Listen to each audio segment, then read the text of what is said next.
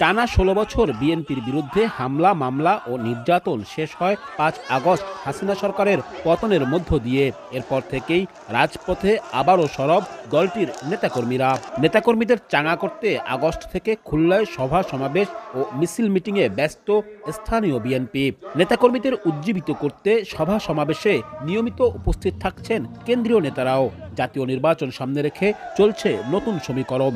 বিভিন্ন সমাবেশে ভার্চুয়ালি যোগ দিচ্ছেন দলের ভারপ্রাপ্ত চেয়ারম্যান তারেক রহমান। গত ৩ বছরের বেশি সময় ধরে আহ্বায়ক কমিটি দিয়ে চলছে মহানগর বিএনপির কার্যক্রম। পূর্ণাঙ্গ কমিটি গঠন করার জন্য এরই মধ্যে শেষ করা হয়েছে সব ওয়ার্ড ও থানা পর্যায়ের সম্মেলন।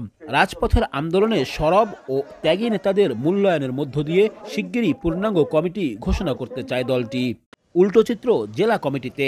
৩ মাস আগে কমিটি ভেঙে দেয়ায় স্থবির হয়ে পড়েছে সাংগঠনিক কার্যক্রম।